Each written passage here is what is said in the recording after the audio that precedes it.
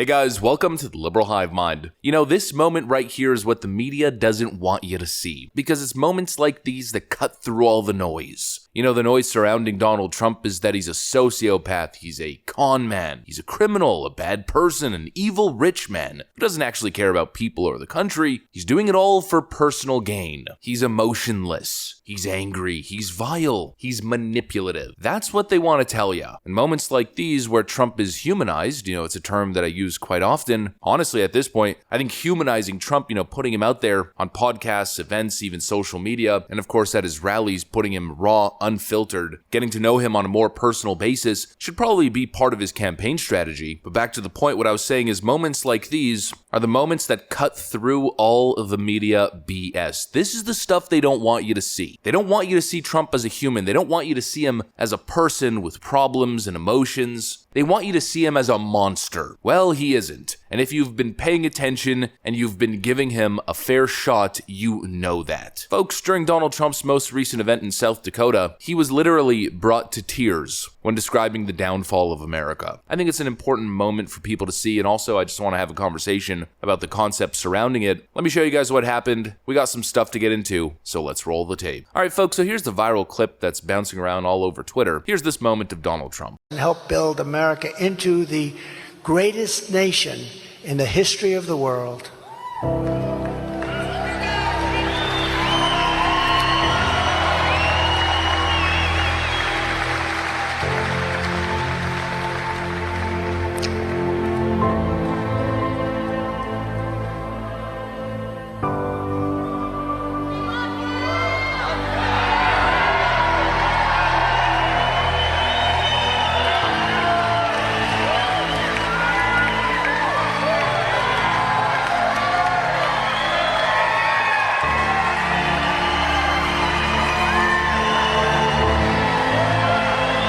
You know, again, it's those types of moments that the media doesn't want you to see, right? And if you find a clip of this moment on Twitter and you go down in the comments section, you're going to see a bunch of leftoids coping, claiming that it's all a con. People are just stupid and falling for it. It's a scam. I don't know, man. I feel like it's pretty hard to fake that kind of emotion. And to be completely honest with you, I think the pressure is starting to get to Donald Trump. It's been him versus the entire establishment, him versus this Goliath of a machine. And I think it is really starting to get to him. I mean, you could be the most powerful human being on the planet, emotionally, physically. Eventually, if the entire system is working overtime and stopping at nothing to destroy you, your life, your family's life, your businesses, your lawyers, your team, literally everybody around you, your entire orbit, at some point it's probably gonna get to you. And I think that right there is probably the strongest point that could be made against the con man argument that you see from leftoids. They claim it's a con, they claim he's in it for himself. You know, that argument doesn't pass the basic common sense test. How could Donald Trump be in it for himself if running for office the first time nearly destroyed his life, clearly compromised his safety, and now he's doing it again? And this time facing 4 indictments doing it, they're trying to put him in prison for life. I mean, at his age, a 10 to 15 year sentence is a life sentence. And I think in total, if you amass all the felony charges, they're going after him, possibly seeking hundreds of years in prison for nonsense, non-existent crimes. You're going to tell me that that guy is acting in self-interest? That he's being selfish? You know, these are the types of comments that I'm referring to. I feel so sorry for people who fall hard for his grift. I assume at one point in their lives they were rational people with strong values who knew about right and wrong and who could actually tell a con man from a decent person. You know, no one is saying Donald Trump is a perfect person, the most virtuous human being of all time. Nobody's saying that. But this idea that his whole political identity is a con simply just doesn't make sense to me. He's literally spending his own money running for office. He's pulled himself out of his various businesses, at least to a certain extent, and passed things on to his kids, and he donated every single presidential paycheck to various different causes and issues. There's not even an ounce of evidence to suggest that Donald Trump has enriched himself by running for office or becoming the president of the United States. And now, of course, there's probably some leftist who's listening to this, and immediately their brain is going,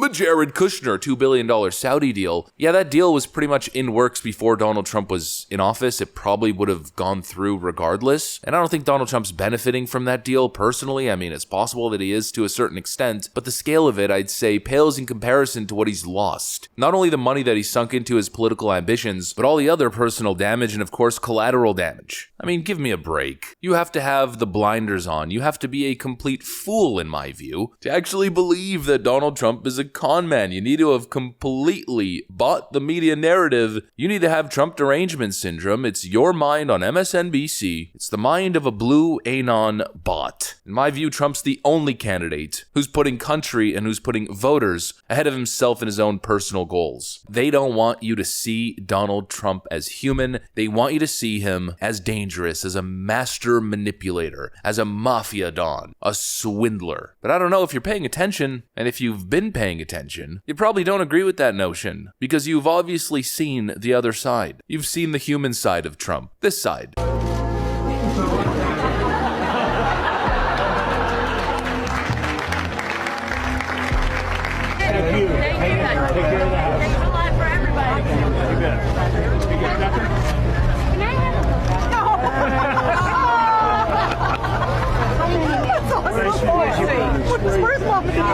Seven-year-old Christian Jacobs. I met Christian exactly 1 year ago today. After the wreath-laying ceremony, Christian walked over to me with great confidence, shook my hand, looked me straight in the eye, and asked if I would like to meet his dad, Marine Sergeant Christopher Jacobs, who died when Christian was just 8 months old. And he led me to his dad's grave, and we paid our respects together. It was a moment I will always remember.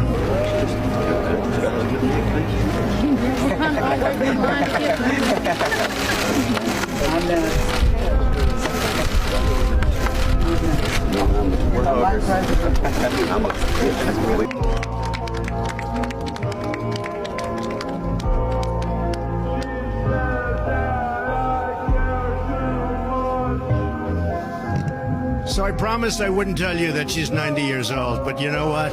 She is really something, right? You look like 55, maybe? 55? Huh?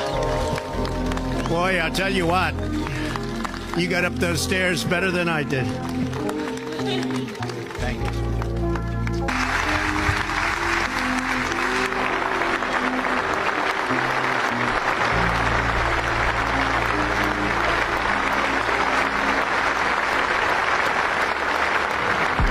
And that's the side that the media doesn't want you to know exists. Because that right there, that representation of the man puts their narrative, their power-seeking narrative, their control and manipulative narrative, it puts it in jeopardy. Anyways, probably not much else that needs to be said. Just thought you guys would be interested in seeing this stuff and, you know, maybe hearing a couple things that I had to say. If you enjoyed the video, make sure to leave a like and possibly subscribe to the channel. Of course, we'd love to have you here. Thanks for watching, and I'll see you on the next one.